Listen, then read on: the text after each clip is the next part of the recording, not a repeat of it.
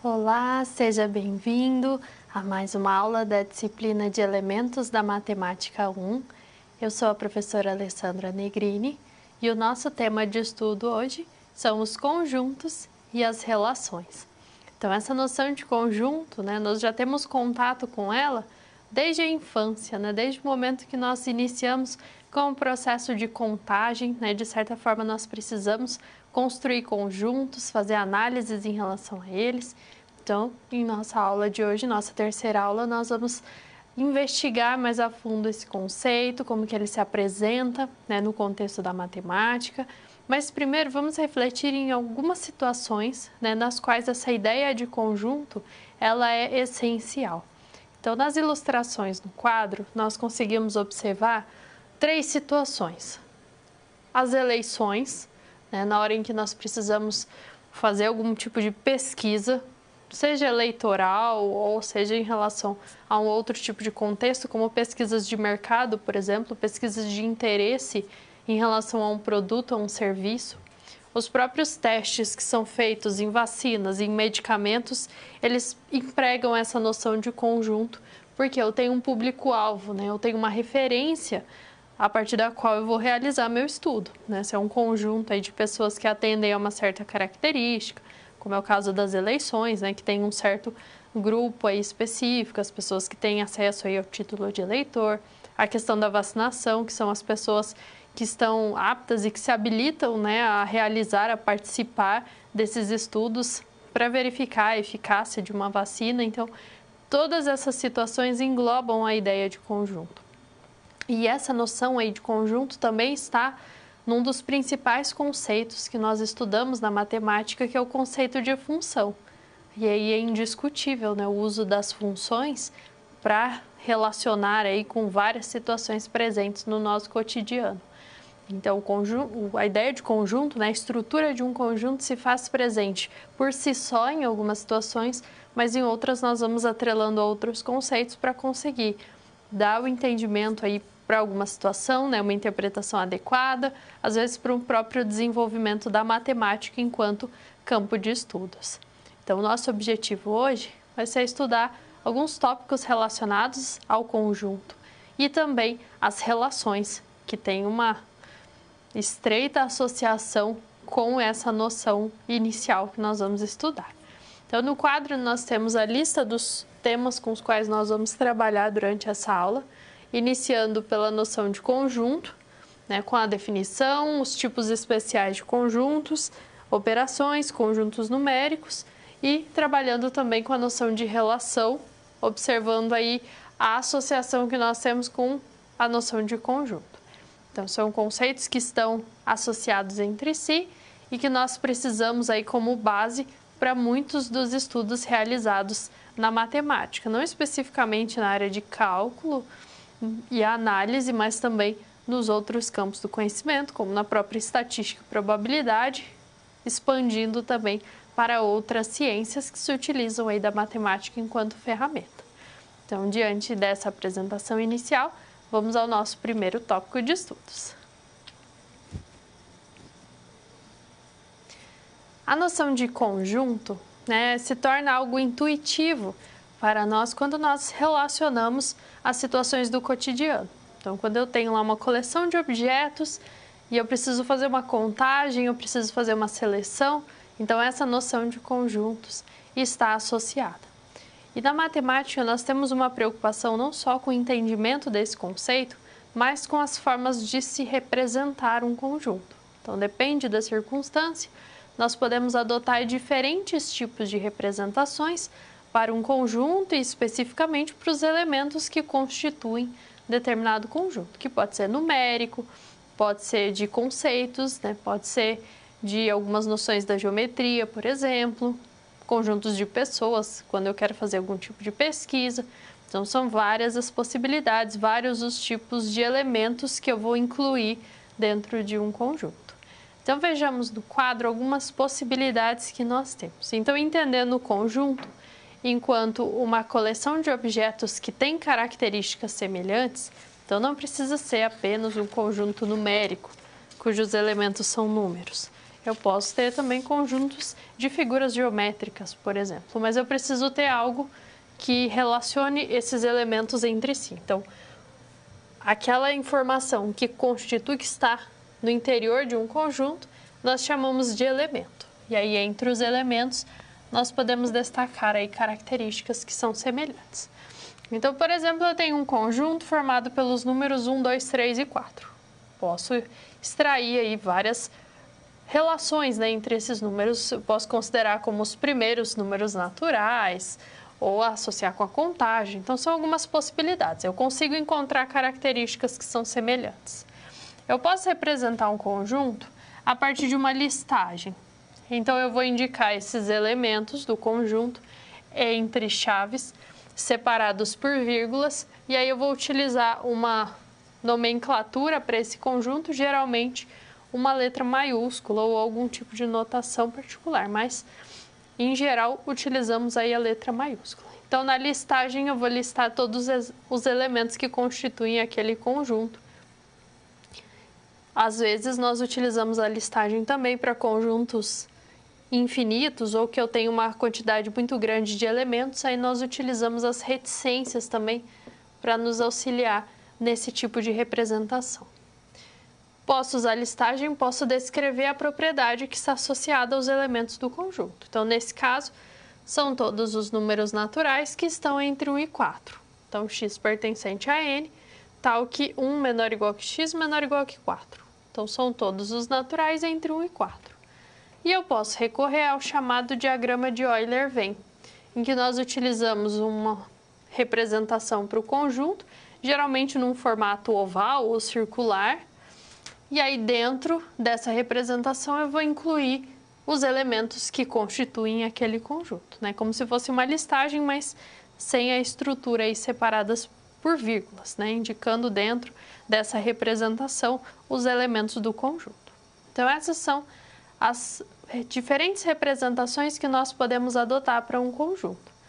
E aí, com essas representações, eu consigo observar, por exemplo, quando um elemento faz parte ou não daquele conjunto, ou quando eu tenho um subconjunto ali presente. Então, para qualquer uma dessas representações, nós vamos conseguir estabelecer esse tipo de relação de pertencimento e também uma relação de inclusão. Então, vamos ver um exemplo extraindo aí algumas análises diante desse conceito de conjunto. Então, nós temos 3 conjuntos aí que estão representados via listagem e via diagramas. Então, eu construí um diagrama para cada conjunto e eu observo que existem elementos que são em comum entre eles. Então, eu tenho um conjunto A que contém os números 2, 4, 6 e 8, tem um conjunto B que contém o 2 e o 4 apenas, e o C que contém o 1 e 6. Então, eu posso observar, por exemplo, que o número 8, ele é um número que faz parte apenas do conjunto A. O 6 é um elemento comum entre os conjuntos A e C. Os elementos 2 e 4 estão no conjunto B e também estão em A. Então, todos os elementos do conjunto B são elementos do conjunto A. Então, essas são algumas relações que nós podemos estabelecer entre os elementos de conjuntos. Então, eu posso usar a listagem e fazer as comparações, ou então eu posso construir um diagrama, principalmente quando são poucos os elementos, né? Eu faço um diagrama para entender as relações, né? Para visualizar as relações que estão presentes ali. E aí, quando eu comparo um conjunto a outro, ou um elemento de um conjunto a outro conjunto ou ao próprio conjunto, eu posso utilizar alguns tipos de relações. Então, sempre na comparação entre conjuntos, eu preciso, ou entre elemento e conjunto, eu preciso de 2 relações. Uma relação de inclusão, que está relacionada aos conjuntos, e também preciso de uma relação que trata a respeito de um elemento pertencer ou não a um determinado conjunto. Então, são 2 tipos de relações. Relações entre elemento e conjunto e relações entre conjuntos. Então, vejamos no quadro um esquema que ilustra essas 2 relações. Então, a relação de pertinência é aquela que eu estabeleço entre elemento e conjunto. Então, eu vou dizer que o número 2, por exemplo, pertence ao conjunto dos números naturais. E aí eu utilizo o símbolo específico, né, parecido com um E, mas que vai indicar pertinência. Se eu quero dizer que um número não pertence a um determinado conjunto, por exemplo, menos 5, ele não pertence ao conjunto dos números naturais, né, porque ele é um número negativo, então eu vou traçar aí com um traço na diagonal sobre o símbolo E para dizer que ele não pertence. Essa mesma relação vale na inclusão, só que agora a inclusão é uma comparação entre conjuntos. Então, quando eu digo que todos os números naturais pertencem também ao conjunto de números inteiros, então o conjunto de números naturais ele está contido no conjunto de números inteiros, porque eu sei que todo elemento que está nos naturais está também no conjunto de números inteiros. Então, entre elemento e conjunto, eu trabalho com pertinência. Entre dois conjuntos, eu utilizo a noção de inclusão. Então, a inclusão eu uso essa representação pelo C, né? Parecido com o nosso C, e aí vale a mesma ideia quando não é um subconjunto, né? Quando não está incluído no outro conjunto, eu uso aquele traço na diagonal. Então, aqui nós temos 3 conjuntos, o diagrama. Contemplando os 3 conjuntos, observe que o elemento A pertence ao conjunto A, então eu posso escrever essa primeira relação. Veja que o X é um elemento do conjunto C, então eu digo que ele pertence a C. Se eu olhar para o conjunto C e para o conjunto A, esse X está em C, mas não está em A. Todos os demais estão nos 2 conjuntos. Então, quer dizer que C não está contido em A, porque tem um elemento em C que não é elemento do conjunto A. Então, todos os elementos de C precisariam ser elementos de A. O conjunto formado só pelo X está no conjunto B. Então, quando eu uso essa notação em chaves, é um subconjunto, que eu estou querendo dizer, né? Um subconjunto contido em B. E aí, o Y, ele é um elemento que não pertence ao conjunto A. Então, essas são algumas relações que nós podemos estabelecer, mas podemos, a partir desse exemplo, extrair outras ainda. Mas sempre lembrando que eu vou utilizar o pertence entre elemento e conjunto e o contido entre 2 conjuntos. No contexto de estudo dos conjuntos, existem alguns casos particulares, né? Alguns tipos especiais de conjuntos com os quais nós podemos nos deparar ao longo dos nossos estudos. Então, esses conjuntos, né, são elencados aí no quadro, em um esquema, e que podem surgir em várias situações. Então, o conjunto vazio, o conjunto unitário, o conjunto universo e o conjunto das partes, né, são conceitos que surgem quando nós relacionamos conjuntos. Da mesma forma como eu vou trabalhar com operações entre conjuntos, acabam surgindo conjuntos desse tipo. Então, vamos acompanhar aí o primeiro conjunto, que é o conjunto vazio. O próprio elemento nos diz vazio, então não tem nenhum elemento. E uma característica importante desse conjunto é que ele está contido em todo o conjunto. Então, o vazio, ele está no interior de qualquer conjunto. As notações que nós utilizamos, ou essa notação, né, a mais tradicional para conjunto vazio, ou eu posso indicar em um par de chaves sem nenhum elemento entre elas. Então, isso denota um conjunto que é vazio. Mas nem sempre o conjunto vazio aparece dessa forma, né? Às vezes ele aparece a partir de uma definição, por exemplo. Né? Se eu disser que x é um número real, tal que x ao quadrado é menor do que zero, então eu sei que x ao quadrado, em R, ele é sempre maior ou igual a zero. Para ele ser menor do que zero, ele teria que ser um número negativo. Então, por exemplo, x ao quadrado igual a menos 1. Aí seria um valor de x para o qual x quadrado seria negativo. Mas, se x quadrado é menos 1, então x vai ser o quê? A raiz quadrada de menos 1. Raiz quadrada de número negativo não está definida em R. Está definido só no conjunto de números complexos. Então, às vezes, a definição de um conjunto vazio ou de um outro tipo de conjunto vem de uma propriedade. Então, eu defini o meu conjunto, eu vou observar os seus elementos.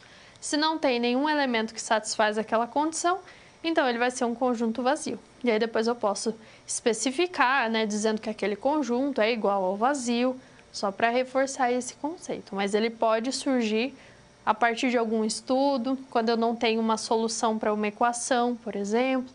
Então eu posso construir conjuntos vazios nesse contexto.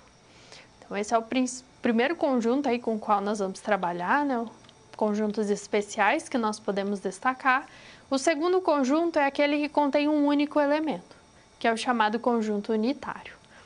Então, o conjunto unitário sempre vai ser um conjunto que vai conter um único elemento. E aí nós precisamos tomar cuidado, porque às vezes esse elemento único vai ser um conjunto e não necessariamente um elemento, porque eu posso construir um conjunto de conjuntos. Isso é plausível. Então, por exemplo, o conjunto A formado só pelo número 4, ele é um conjunto unitário. O conjunto B, formado só pelo conjunto com os números 1 e 0, ou 0 e 1, poderia colocar em outra ordem, ele também é um conjunto unitário, porque ele só tem esse elemento, né? Ele só tem o conjunto formado pelo 1 e 0. O C também é um conjunto unitário, porque quando eu resolvo essa equação, né, x ao quadrado igual a 4, então eu sei que x pode ser mais ou menos 2. Se ele for 2 ou menos 2, ele vai ser solução da equação. Só que eu estou no conjunto de números naturais, então eu não tenho números negativos. Então esse conjunto C, na verdade, é o conjunto formado só pelo número 2. Então ele vai ser um conjunto unitário.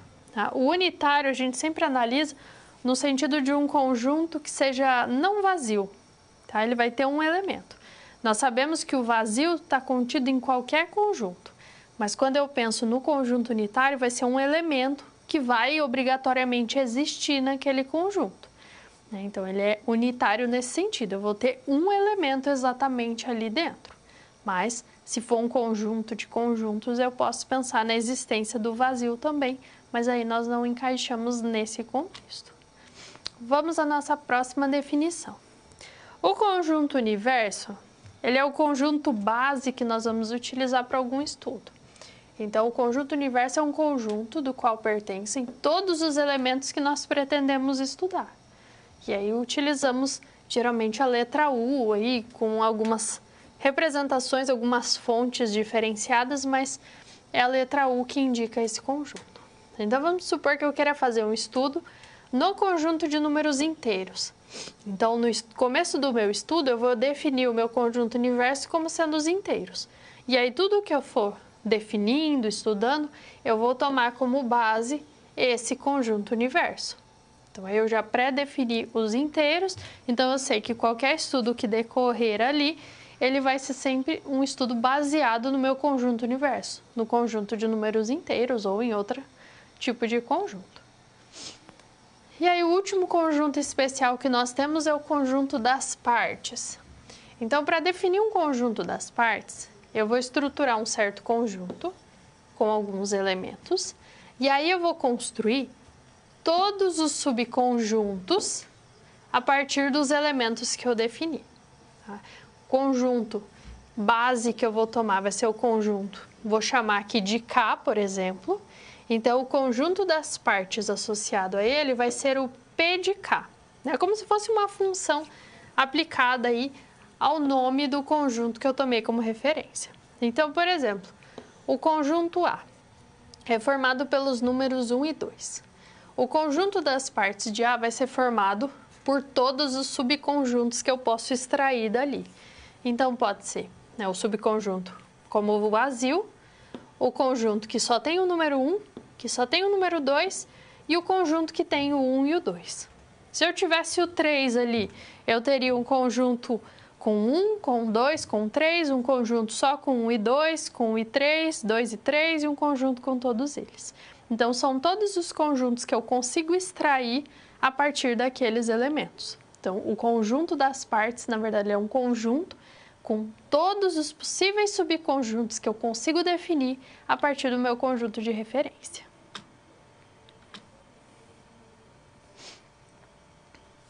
Assim como eu posso definir operações a partir de números, né, adição, subtração, multiplicação, divisão, definida em um conjunto numérico, eu também posso definir operações que agora relacionam conjuntos entre si. E essas operações nos auxiliam quando nós precisamos estudar algum tipo de resultado de uma pesquisa, por exemplo, quando eu preciso definir uma função, trabalhar com uma função composta. Então, são algumas situações em que nós precisamos trabalhar com essas operações. E essas operações são alguns casos aí que nós temos, algumas que se destacam nesse contexto. As principais são a união e a interseção entre conjuntos. Então, vamos conferir primeiro, né, dentre essas comparações, né, para conseguir enxergar a união, interseção, diferença, nós vamos precisar da ideia de complementar e a igualdade, que vai ser algo natural quando nós pensarmos na estrutura, né, de um conjunto. Então, eu digo que dois conjuntos são iguais se eles têm os mesmos elementos ou quando o A está contido em B e o B está contido em A. Então, eu trabalho com essas duas inclusões para conseguir concluir a igualdade. Nós temos a ideia de conjunto universo, que é o conjunto base no qual nós estamos estudando, e essa ideia vai propiciar a construção do conjunto complementar. Então, em um universo, vamos supor que nós definimos um conjunto A, contido nesse universo. Eu digo que o complementar desse conjunto A é formado, então, por todos os elementos que estão no universo, mas que estão fora do conjunto A. Então, eu posso denotar como A com esse sobrescrito C, ou C com A e o U, ou com U menos A. Então, são três notações diferentes para representar o complementar. Então, ele é formado por todos os elementos do universo que não estão no conjunto A, que estão fora desse conjunto A. Então, tendo o meu universo, eu consigo definir os conjuntos e eu consigo trabalhar com essa ideia aí de complementar, né, com essa relação que nós conseguimos estabelecer. Pensando também dentro de um contexto maior, né, dentro de um universo, se eu defino dois conjuntos A e B e eu construo a união entre eles, A união B, esse conjunto união, né, ele é um novo conjunto que vai contemplar todos os elementos do conjunto A e todos os elementos do conjunto B. Então, eu digo que um elemento vai pertencer à união se ele pertencer ao conjunto A ou se ele pertencer ao conjunto B. Então, para estar na união, o elemento tem que estar em um desses dois conjuntos ou nos dois conjuntos ao mesmo tempo. Já na interseção, eu tenho que a interseção entre A e B, entre dois conjuntos A e B, ela é formada somente pelos elementos que estão nos dois conjuntos ao mesmo tempo. Então, um elemento X é elemento da interseção se ele pertencer ao A e pertencer ao B ao mesmo tempo. Então, veja que na união eu vou trabalhar com todos os elementos que eu tenho ao mesmo tempo. Então, ou está em um conjunto, ou está no outro, ou está nos dois, vai estar dentro da união. E, por outro lado, a interseção, eu só trabalho com os elementos que são comuns, que fazem parte aí dos dois conjuntos com os quais eu estou trabalhando, ou mais conjuntos também. Tá? A definição nós tratamos para dois, tanto, né, para a união, para a interseção, o complementar referente a um, mas eu posso também estender a diferentes quantidades de conjuntos dentro aí de um mesmo universo. Retornando ao quadro, nós temos um outro conjunto, uma outra operação que pode ser estudada entre conjuntos, que é a diferença. Então, eu posso trabalhar nessa ordem aqui, A menos B. Os elementos desse conjunto diferença A menos B são aqueles que pertencem ao conjunto A, mas não pertencem a B. Então, X pertence a A e X não pertence a B. Então, eu vou tomar, né, todos os elementos e vou excluir todos aqueles que pertencem ao conjunto B. Isso se eu tomar a ordem A menos B, mas eu também posso tomar a ordem B menos A. E aí a definição muda, né? Vai ser os X pertencente a B e X não pertencente ao A. Então a ordem aqui ela é importante. Se é A menos B, são os elementos de A que não estão em B. Se é B menos A, são os elementos de B que não estão no conjunto A. E com base nessas ideias, então vamos ver algumas relações a partir desse diagrama. Então eu posso considerar, por exemplo, a união entre os conjuntos B e C. Então o conjunto B tem os elementos x e y, o conjunto C tem os elementos A, D e X. Então a união eu vou considerar todos os elementos, mesmo que ele esteja num conjunto só. Então vai ser formado aí pelo A, D, X e Y. A interseção, por outro lado, são só os elementos que são comuns. Então, quando eu considero a interseção de A com C, eu vou olhar só para os elementos que estão nos dois conjuntos ao mesmo tempo, que nesse caso são os elementos A e D, porque o C e o B são exclusivos de A e o X é exclusivo do conjunto C.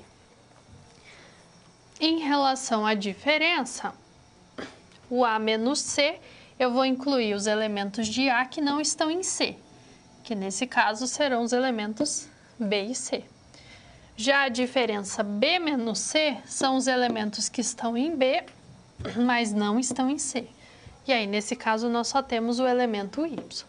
Então, veja que na diferença, o primeiro conjunto é o conjunto cujos elementos eu vou manter e o segundo conjunto são os elementos que eu vou descartar.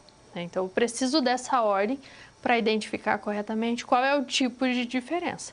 Às vezes, eu vou até obter o mesmo resultado, mas geralmente quando eu troco a ordem desses conjuntos, os resultados são diferentes. Então, nós podemos estudar aí entre conjuntos, principalmente as operações de união, interseção, diferença, mas também as relações aí de igualdade e a construção do conjunto complementar.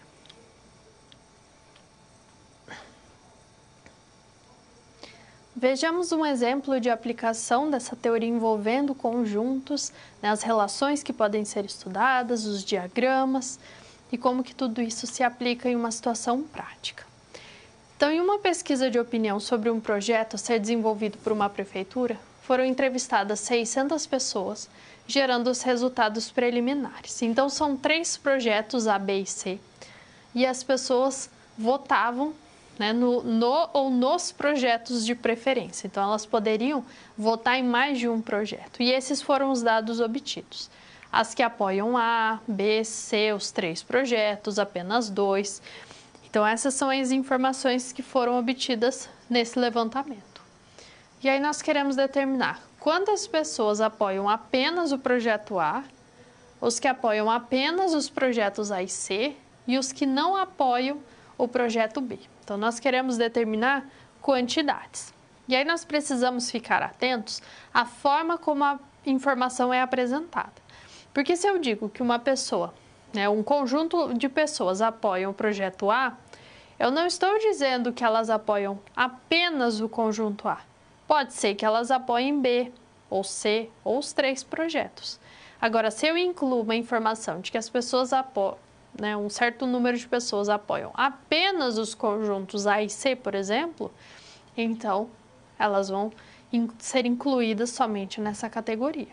Então, existem aí, se nós somarmos essas informações, vai extrapolar a quantidade de pessoas, porque eu tenho pessoas que votaram em mais de um projeto que estão sendo contadas mais de uma vez. Então, é isso que nós vamos considerar para poder resolver esse problema. Então, vamos ao quadro pensar primeiro nas possibilidades que nós temos. Então, essas são as informações que nós temos.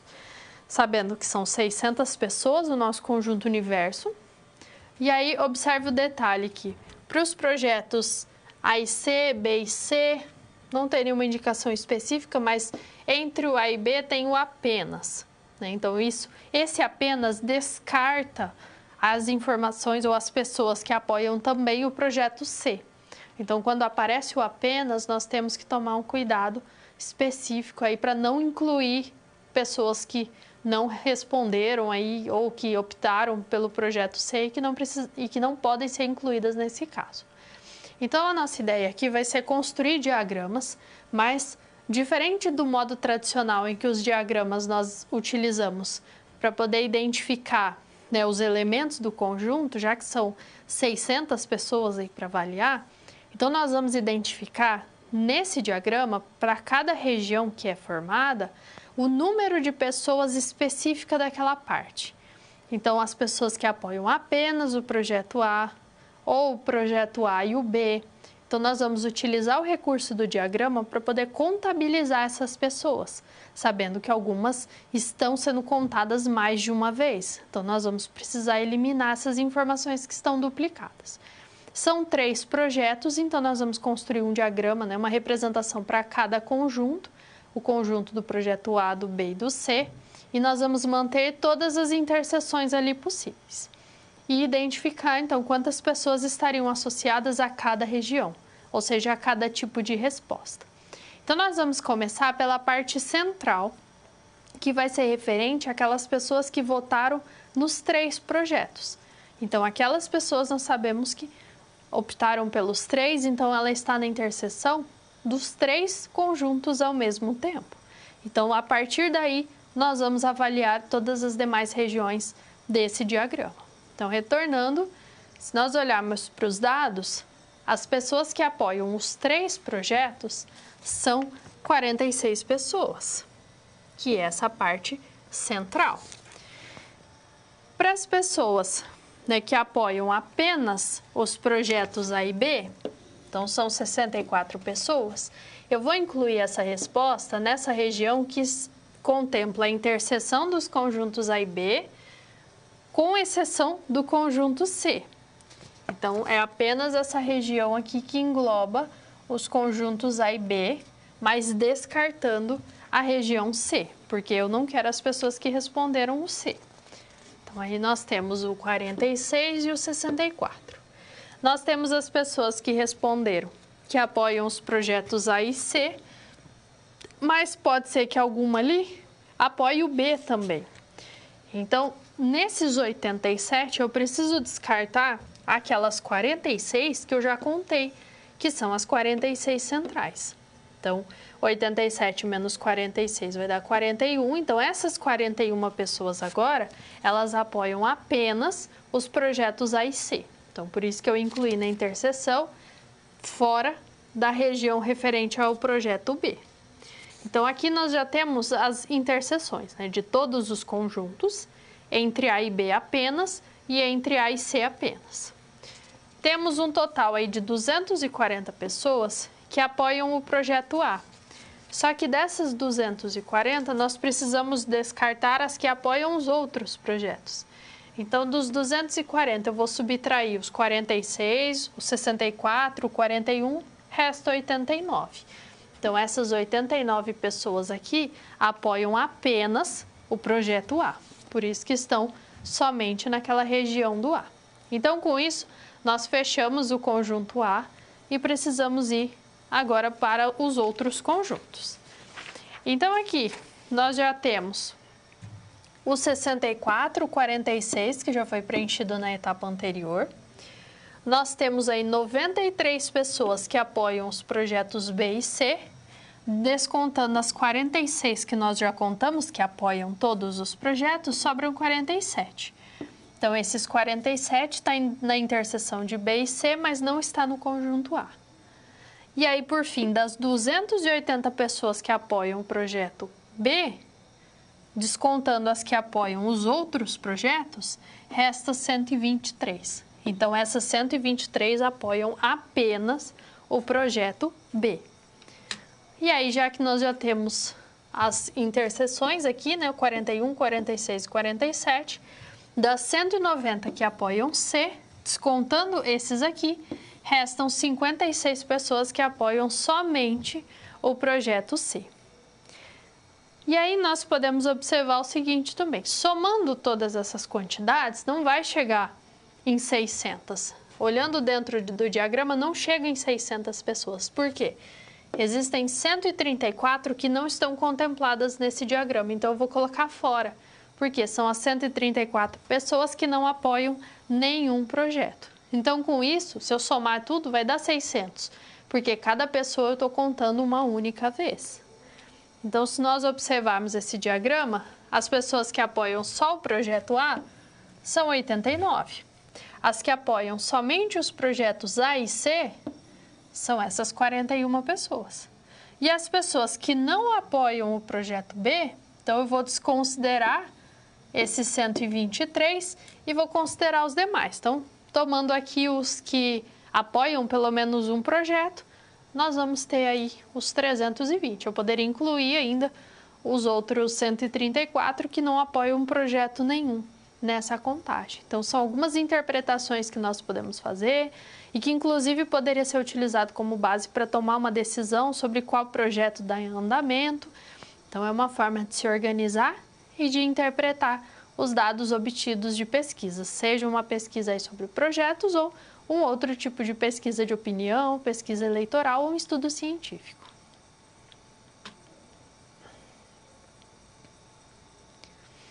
Considerando a noção de conjunto, as operações que podem ser definidas, então agora nós temos a nossa atividade, acompanhe o enunciado.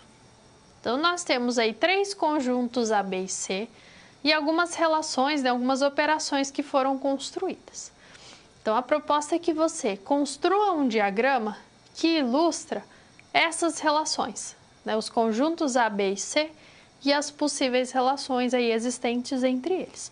Nós temos mais de uma opção de estrutura para esse diagrama, então eu quero que você construa uma estratégia, uma representação que seja suficiente aí para contemplar cada uma das condições apresentadas. Se você tiver alguma dúvida, envie a sua dúvida, envie também suas contribuições e daqui a pouco vamos prosseguir aí com a nossa aula.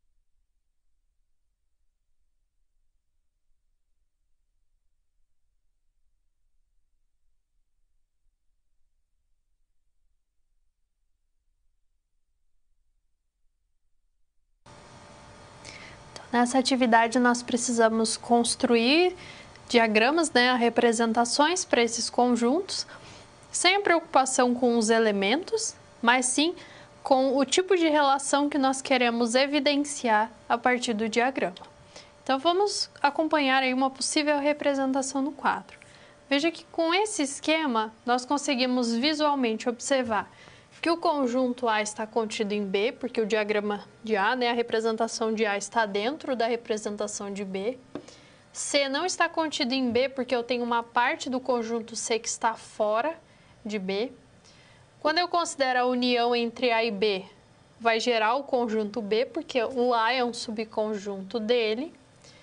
A interseção entre os dois conjuntos, o C e o A, é vazia, então não tenho nenhuma interseção. E a interseção entre C e B é diferente do vazio, então tem pelo menos um elemento que é comum a esses dois conjuntos. Então, mesmo sem apresentar os elementos característicos de cada conjunto, por essa representação, nós já temos uma ideia do tipo de relação que pode ser estabelecida. Então, é uma forma de conseguir evidenciar e interpretar relações entre conjuntos antes mesmo de identificar os elementos que integram esses conjuntos e extrair as informações. Então, essa é uma possível representação, você pode adotar outra, mas é preciso contemplar todas essas condições.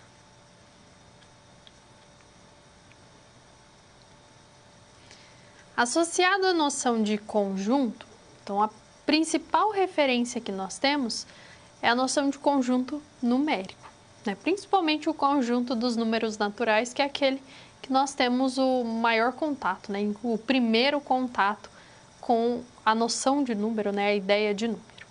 Então, nós vamos retomar algumas propriedades importantes dos conjuntos numéricos, principalmente naturais, inteiros e racionais. Então, vamos iniciar pelos naturais, pensando primeiro nessa representação. Então, usualmente, inclusive, né, na educação básica, nós adotamos os naturais partindo de zero. Então, isso acontece quando nós queremos, de certa forma, né, avaliar as situações em que eu aplico operações e o resultado retorna em zero, em que eu preciso desse zero. Em outros casos, nós até podemos retirar o zero desse conjunto, mas geralmente o zero nós incluímos. E aí, quando nós queremos reforçar que o zero não faz parte do conjunto, nós podemos utilizar o asterisco. Então, muda um pouco quando nós trabalhamos com álgebra ou quando trabalhamos com a análise, a definição de N, mas na educação básica nós partimos dos naturais com o zero. Podemos definir operações de adição, multiplicação, subtração e divisão nesse conjunto, sabendo que apenas as adições e multiplicações retornam resultados do próprio conjunto. São operações que nós dizemos fechadas. Então, quando eu somo, né, números naturais, quando eu identifico produtos entre números naturais, os resultados, né, vão ser sempre elementos dos naturais também, né? Por isso, acrescentando o zero no conjunto. Já a subtração e a divisão são operações que não são fechadas, porque eu posso obter resultados que estão fora desse conjunto, né? Encontrar um número que é negativo, encontrar uma fração, né, um número racional, que não resulte aí num número natural. Então, essas são algumas possibilidades aí que nós temos. E aí, para complementar, principalmente o estudo da subtração, nós incluímos os negativos e consideramos aí o conjunto dos números inteiros. Então, nos inteiros, eu tenho a presença do conjunto dos números naturais. Então, os naturais constituem subconjunto dos inteiros, mas nós acrescentamos os negativos, e aí nós conseguimos identificar algumas simbologias para alguns subconjuntos importantes. Por exemplo, o subconjunto dos inteiros não negativos. Então, eu excluo toda a parte negativa. O conjunto que resta, na verdade, é o conjunto dos números naturais. Nós podemos também construir os inteiros não positivos. Então, eu retiro toda a parte positiva. Perceba a representação, né? O mais é quando eu tomo os positivos e o zero, e o menos aqui é quando eu tomo o zero e os negativos. O Z asterisco representa todos os inteiros com exceção do zero, e aí eu posso combinar essas notações. Z mais asterisco, eu vou excluir o zero e os números negativos, então eu fico só com a parte positiva. Então, os números a partir de 1. Os inteiros, né, formando o subconjunto dos inteiros positivos. Já os inteiros negativos, eu vou ter somente a parte negativa. O asterisco retira o zero do conjunto e o menos retira a parte positiva. Então, essas são algumas representações, né, algumas simbologias, algumas nomenclaturas que nós podemos encontrar, principalmente, né, para o conjunto de números inteiros, mas que pode se estender também ao conjunto de números racionais. Então, o uso do asterisco, do mais e do menos ali subscrito, eles precisam trazer para nós o significado da estrutura daquele conjunto, né? Se eu coloquei um asterisco, quer dizer que eu tirei o elemento neutro dele, né? Eu tirei o zero daquele conjunto, o elemento neutro da adição. Se eu coloco mais, quer dizer que eu estou retirando a parte negativa. Coloco menos, retirando a parte positiva. E aí, com isso, eu construo alguns subconjuntos que são importantes e que se destacam exatamente por essa representação própria. E aí nós podemos estender essa ideia também ao conjunto de números racionais. Então, retornando ao quadro, essas representações aí dos inteiros, não negativo, não positivo, não nulo, positivo, negativo, nós podemos trazer também para os racionais. Eu posso ter racionais não negativos, não positivos, não nulos, positivos, negativos, segue a mesma ideia dos inteiros. Só que agora com os racionais eu preciso lembrar que o número racional é aquele que eu consigo representar como uma fração de inteiros. Então, P dividido por Q, em que P é um número inteiro e o Q é um inteiro não nulo. Então, na própria definição dos racionais vem essa notação asterisco para dizer que o Q não pode ser zero, porque eu não posso ter uma divisão por zero. E aí, quando nós trabalhamos com esse conjunto, né, dos racionais, surge a ideia de fração geratriz, porque é pela fração geratriz que eu consigo identificar, né, a representação fracionária de uma dízima periódica. Então, por exemplo, eu tenho aqui a dízima com o período 7, porque é o 7 que se repete. Se eu chamo essa dízima de x, eu multiplico por 10, eu vou ter o 7,777 se repetindo, que eu consigo separar no inteiro 7 mais a dízima, que eu chamei de x. Então, eu converto essa representação, né, eu consigo extrair dessa dízima essa equação, 10x igual a 7 mais x. Subtraio o x dos dois membros, divido os dois membros por 9, então x é 7 nonos. Então, quer dizer que a fração 7 nonos é a que gera essa dízima periódica. Posso fazer isso com dízimas que têm um período com mais algarismos. Então, nesse caso, nós temos os algarismos 2 e 4 no período. Então, ao invés de multiplicar por 10, eu multiplico por 100. Porque aí eu trago para a parte inteira o período inteiro, né, o período completo, o 24. Vou separar esse número em 24 mais a dízima, e a dízima eu chamei de y, e construo também uma equação 100y igual a 24 mais y, para conseguir determinar o y. Então, o y, 24,99 ou 8,33, então essa é a dízima periódica que retoma aí, né, a fração geratriz que retorna a dízima periódica que foi apresentada. Então, essas representações aí surgem nesse contexto de números racionais.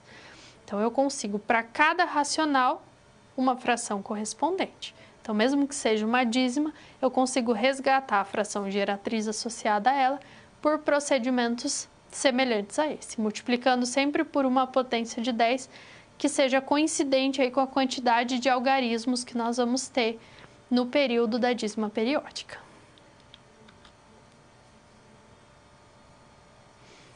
Além dos números naturais, inteiros, racionais, né, o principal conjunto com o qual nós trabalhamos é sempre o conjunto de números reais, porque é nele que eu consigo aí efetuar diversos tipos de cálculos, né, resolução de vários problemas, e que eu tenho recurso da reta numérica, mas uma reta agora totalmente preenchida, porque eu vou ter a possibilidade de sempre encontrar um número real para ocupar os espaços aí que surgem nessa reta numérica, que é uma reta com infinitos pontos. Então, vamos ao quadro pensar primeiro nesse tipo de representação. Então, a representação tradicional que nós temos para os números reais é a reta real. Então, é uma reta, então um objeto que não tem começo nem fim. Geralmente, nós tomamos o zero como referência e a partir dele nós vamos posicionando os outros números. Outra referência importante são os inteiros, né, sabendo que estão sempre a uma mesma distância entre dois inteiros consecutivos.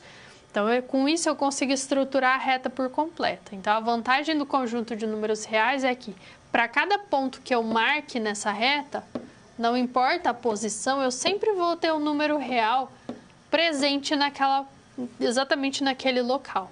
Então, são infinitos pontos na reta e são infinitos números reais que vão possibilitar essa análise.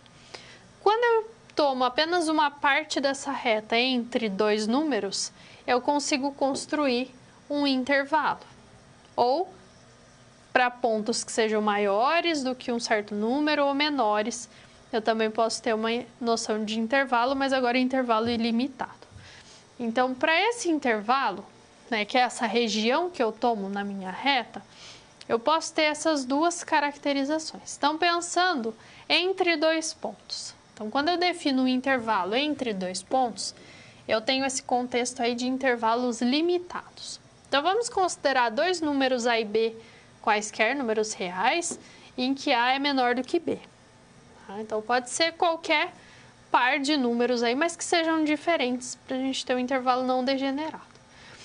Então, eu tenho esses dois pontos, eu posso construir um intervalo de A até B, incluindo o A e o B. E aí, nós utilizamos essa notação com A, vírgula B, né? A e B separados por vírgulas entre colchetes, porque aí eu especifico que o meu conjunto, né, o meu intervalo, vai de A até B e inclui esses dois extremos. O A e o B são parte do meu intervalo. Quando eu quero só os números que estão entre e que são diferentes de A e B, eu vou utilizar parênteses ou então os colchetes apontando para fora. Então, é uma outra anotação que você pode encontrar. E aí eu tenho o conjunto, né, x pertencente a R, tal que x é maior do que A, menor do que B. E eu vou excluir esses dois extremos. Quando nós temos aqui o intervalo fechado, né, que inclui os dois extremos, nesses extremos eu vou utilizar bolinha fechada, né, totalmente preenchida. Então, eu uso a representação circular totalmente preenchida para dizer que aquele número inclui no conjunto. E aí, quando o número não inclui, eu utilizo bola aberta. Então, uma representação aí circular sem o seu preenchimento, tá? Só o contorno. Isso vai denotar para nós que A e B não são parte do conjunto, só os números que estão entre. E eu posso também tomar intervalos que sejam fechados para um extremo ou para outro. Então, eu incluo só o B ou incluo só o A. Lembrando que quando eu incluo o extremo, eu coloco colchetes ali junto a ele. Quando eu vou excluir, eu considero só números que são maiores ou menores do que ele, eu vou considerar o parênteses para representar. Então, isso aqui para intervalos que são limitados. Mas eu posso ter intervalos que são ilimitados. E aí, eles podem variar até menos infinito ou até mais infinito. Então, eu posso construir um intervalo formado por todos os números reais menores ou iguais a B. Veja que é bola fechada, então eu estou incluindo o B. Então, eu vou denotá-lo como o intervalo de menos infinito até B com colchetes. No menos infinito e no mais infinito é sempre parênteses, tá? Nunca vai ser fechado, porque o infinito não é um número, né? Ele é uma noção que nós utilizamos na representação. Então, ele não vai ser fechado naquele lado, ele sempre vai ter a notação de aberto. Então, eu posso incluir o B, posso excluir o B também, né? Colocando o intervalo aberto aí de menos infinito a B. Posso tomar os números reais que são maiores do que A. Então, bola aberta no A vai ser uma semirreta, né? Partindo de A até mais infinito. E aí, a notação do intervalo de A até mais infinito. E posso incluir o A, e aí vai ser colchetes para o A, variando até mais infinito. Esses são os 4 casos de intervalos ilimitados. E aí, nós vamos trabalhar com a noção de semirreta, né? Eu tenho uma origem, mas ela vai tender indefinidamente ou a mais infinito ou a menos infinito. Eu não vou ter uma limitação, assim como eu tenho nos intervalos limitados. Então, essa é a representação mais tradicional que nós adotamos dentro do conjunto de números reais. É a noção da reta real, da reta numérica, e dos seus subconjuntos, que são os intervalos limitados ou ilimitados. E aí, para concluir todas as relações, né, que nós temos entre os conjuntos até os reais, nós podemos utilizar diagramas também. Então, veja no quadro, um diagrama que nós temos para comparar os conjuntos numéricos mais conhecidos, né, e mais utilizados. O conjunto de números reais é aquele que contempla todos os números racionais, irracionais, inteiros, naturais. Então, eu consigo utilizar a representação em diagramas em que nessa parte toda em verde aqui nós temos os irracionais, na parte em azul os racionais. E aí dentro dos racionais nós temos os inteiros e dentro dos inteiros os naturais. Então, esse é um recurso que nós utilizamos para poder relacionar os conjuntos numéricos entre si e estabelecer relações entre, por exemplo, todo número natural, ele é inteiro, ele é racional e ele também vai ser irreal. E aí outras possibilidades que nós podemos construir comparando os conjuntos a partir do diagrama. Atrelado à definição de conjunto, né, existe uma definição também importante, que é a definição de relação. Então, quando eu estabeleço conjuntos e construo relações, eu já estou antecipando o estudo de funções. Então, é todo um estudo preparatório que nós precisamos para alcançar depois o conceito de função, né, para entender por que ele é estruturado daquela forma. Então, é a base que vai fundamentar esse conceito de destaque aí no contexto da matemática.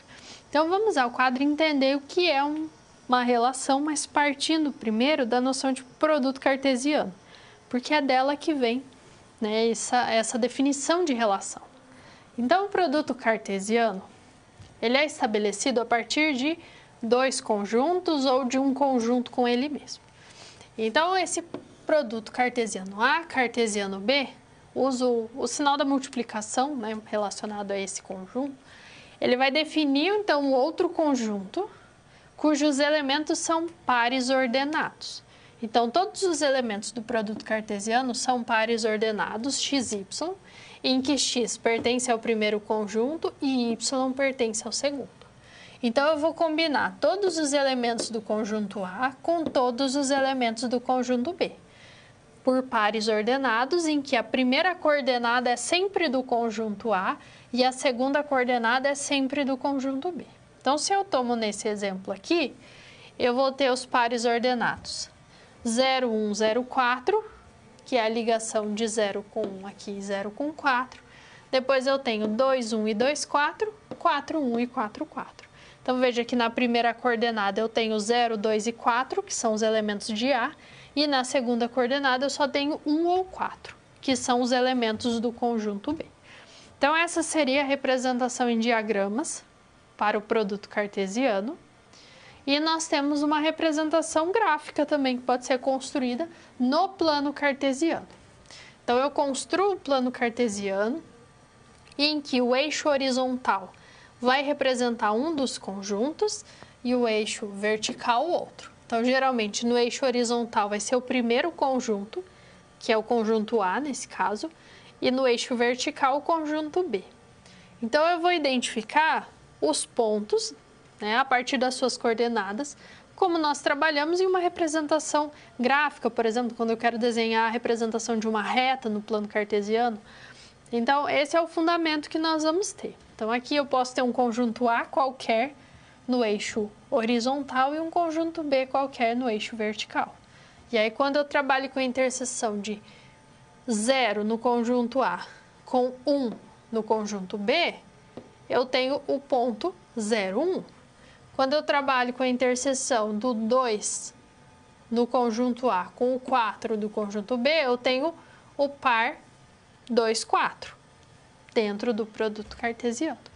Então, o produto cartesiano, ele permite a combinação de elementos entre conjuntos e são todas as combinações possíveis, né? Se eu tenho aí conjuntos que têm uma quantidade finita de elementos, então eu tenho 3 elementos em um, 2 elementos no outro. Bom, 3 vezes 2, 6, então eu vou ter 6 pares ordenados aí a partir dessas combinações. Mas eu poderia ter todos os pares ordenados envolvendo o conjunto de números naturais na primeira componente e os inteiros na segunda componente. Ele já seria um conjunto infinito, porque eu tenho infinitas combinações que eu posso tomar nesse sentido, porque os naturais e os inteiros são infinitos.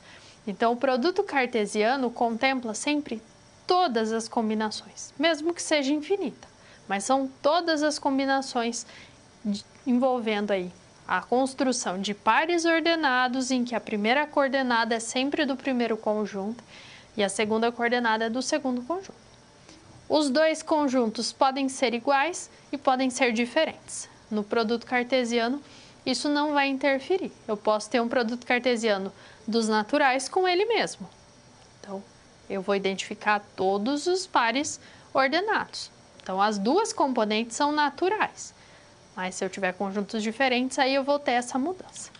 Depois de definir o produto cartesiano, nós podemos construir essa noção, esse conceito de relação binária, porque vamos relacionar aí dois conjuntos entre si ou um conjunto com ele mesmo. Então, vejamos no quadro. Então, uma relação binária, ela nada mais é do que um subconjunto de um produto cartesiano. Então, eu defini um produto cartesiano com todos os pares ordenados possíveis. Quando eu tomo uma parte desses elementos, ou todos os elementos também, eu vou construir um subconjunto e esse subconjunto eu chamo de relação. Quando eu digo que um par AB pertence a essa relação R, eu posso usar essa notação ARB. Então, aqui no meio, entre o A e o B, eu uso a nomenclatura da minha relação, que vai ser uma letra maiúscula. Geralmente, R e S são as que nós utilizamos. E quando eu tenho um conjunto A e o B iguais, eu digo que a minha relação R é uma relação sobre A. Então, quando eu tenho algo do tipo R contido no produto cartesiano de A com A, então os dois conjuntos da primeira e da segunda coordenadas, eles são iguais ao conjunto A, então eu digo que essa relação é uma relação sobre A. Então, os dois conjuntos aí são iguais, tanto para a primeira quanto para a segunda coordenada. E aí nós temos algumas propriedades para uma relação binária sobre A. Então, quando uma relação está definida, né, em A cartesiano A, então é um subconjunto desse produto cartesiano, a relação ela vai ser classificada como reflexiva se eu tiver todos os pares x pertencente a R. Então, eu tenho todos os pares em que a primeira e a segunda coordenada são iguais, isso para todo elemento de A. Então, se for os naturais, eu tenho o par 0, 0, 1, 1, 2, 2, 3, 3, 4, 4 e assim indefinidamente, porque eu preciso ter isso para todos os números do meu conjunto. Eu digo que a relação ela é simétrica se quando eu tomo um par XY, o contrário está ali também. O YX está na relação. E aí eu só olho para os elementos que estão na relação. A antissimétrica é aquela em que, se o par XY está na relação e o YX está na relação também, então x tem que ser igual a y. Isso quer dizer que, se eu tenho o par 1, 2 na relação, eu não posso ter o 2, 1. Se eu tenho o 3, 5, eu não posso ter o 5, 3. Aí ela vai ser antissimétrica. E transitiva, se eu tiver o par XY e o YZ, então o XZ tem que estar na relação também. Se isso for válido para todos os elementos que estão ali na minha relação, ela vai ser chamada de transitiva. Então, são algumas propriedades que nós podemos identificar a partir dos elementos.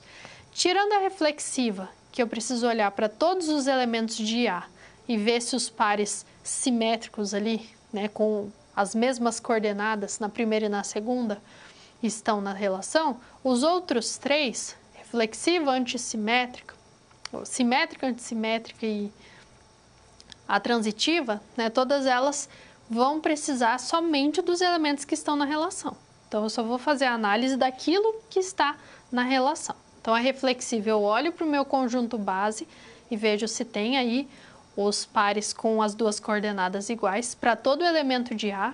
Agora, para as outras três, simétrica, antissimétrica e transitiva, eu só vou olhar para a minha relação e ver se eu consigo achar todas essas combinações ali dentro, ou na antissimétrica, se eu não tenho aí os pares um contrário do outro dentro da relação. Se for válida para tudo, então a propriedade aí vai ser atribuída àquela relação.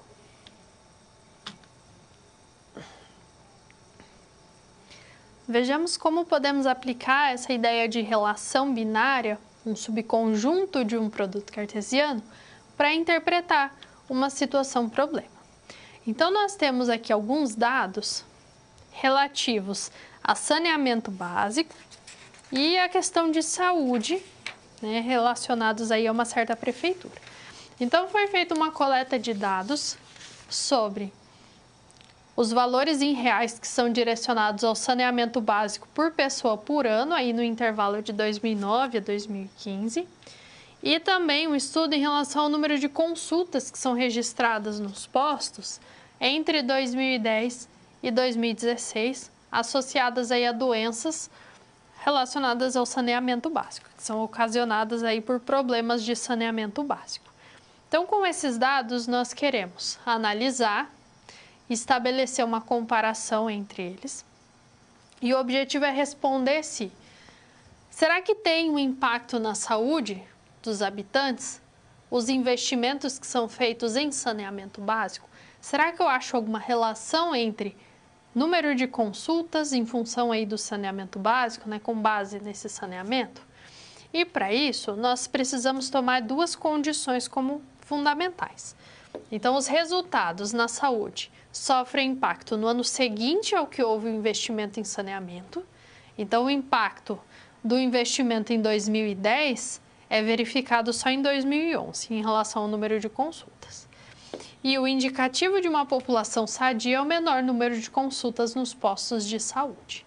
Então, nós precisamos primeiro comparar os dados presentes aí nos dois quadros, em relação a consultas, em relação aos investimentos, e depois comparar esses dois quadros entre si. E para isso nós vamos utilizar relações. Então, nós vamos relacionar primeiro o ano, né, com cada tipo de informação, e depois as informações entre si, sabendo dessa questão do impacto, né? O que eu investi em 2009, eu só observo o retorno no ano seguinte, no ano de 2010, e assim por diante. Então, vamos usar o quadro, pensar primeiro em uma relação referente ao investimento em saneamento. Então, para cada ano, tem um investimento aí médio por pessoa em saneamento básico. Então, nós vamos construir uma relação, que é um subconjunto, então, do produto cartesiano, em que o conjunto A, se eu penso numa relação A por B, o conjunto A são os anos e o B, os investimentos em saneamento. Então, o valor médio aí que é direcionado a cada pessoa. Então, vou construir os pares ordenados relacionando sempre o ano com o valor correspondente. O ano com o valor correspondente, e isso para cada um dos dados que são apresentados, de 2009 até 2015. E essa vai ser a nossa relação R. Agora, nós vamos fazer o mesmo com a questão do número de consultas. Então, eu tenho os dados de 2010 a 2016 e o número de consultas correspondente. Então, vou construir pares ordenados que relacionam o ano com o número de consultas. Então, faço essa construção e aí eu vou construir essa relação S, eu vou chamá-la de S. Veja que essa relação, ela vai ser uma relação realmente, né, não vai ser um produto cartesiano, porque eu não tenho uma combinação de todos os anos com todos os números de consultas, mas sim uma combinação específica do ano com o número de consultas que ocorreu naquele ano. Então, se eu fosse pensar em produto cartesiano, eu pensaria em todas as combinações possíveis. Mas aqui eu estou no contexto de uma relação, porque eu só quero o ano com o valor do investimento aí correspondente. Tendo definido essas duas relações, nós vamos associá-las entre si, pensando na condição que foi apresentada. Então, vamos ao quadro observar o seguinte. Nós sabemos que o impacto do investimento no saneamento ocorre no ano seguinte, nas consultas, né, no caso da saúde. Então, o investimento que foi feito em 2009, eu só vejo o retorno dele em 2010. Então, eu vou construir uma outra relação T, que agora associa o investimento de 2009 com o número de consultas de 2010. O investimento de 2010 com o número de consultas em 2011. e assim sucessivamente. Então, eu olho para o investimento que eu tive no ano com o número de consultas que eu observei no ano seguinte. E aí, com isso, nós vamos ter um conjunto aqui relacionado ao investimento em saneamento e consultas. Então, eu posso construir um gráfico para ilustrar essa relação. Então, quando eu construo esse gráfico, no eixo horizontal, nós vamos ter em relação aí ao investimento que nós temos, o investimento em saneamento. No eixo vertical são os números de consultas. O gráfico vai ser um conjunto de pontos, né? Eu não posso ligar porque eu não tenho informações intermediárias. Eu só tenho essas informações aqui. Mas eu consigo observar que quanto maior o investimento, menor a quantidade de consultas aí associadas a doenças por falta de saneamento básico. Então, quando eu aumento aqui o valor na horizontal, na vertical eu vou ter uma redução. Então, o que? Eu tenho uma tendência de queda nas consultas quando eu aumento os investimentos. Então, com essas relações, né, eu consigo enxergar esse tipo de associação. Então, no caso, seria aí saneamento, número de consultas, mas nada impede de estudar outros tipos de informações, né, outros contextos, pensando na relação sempre como um subconjunto de um produto cartesiano. Então, eu vou construir o meu produto cartesiano, eu já posso construir a relação direta, como nós fizemos aqui, e construir a representação gráfica, porque visualmente nós vamos conseguir observar se existe uma tendência ou não, se tem algum caso discrepante. Então, são algumas análises que podem ser feitas. E aí, partindo desses dados, nós ainda podemos observar o que acontece nessa evolução aí em relação ao tempo, com relação ao percentual de consultas que nós observamos, se tem realmente essa queda. Então, no quadro, agora nós temos aí o percentual de redução em relação às consultas. E aí nós vemos aí valores negativos porque realmente houve uma redução. Com o passar dos anos e com o aumento nos investimentos, houve uma redução na quantidade de consultas observadas aí nos postos de saúde. Então, são algumas interpretações que nós podemos fazer, apoiado aí no conceito de relação binária.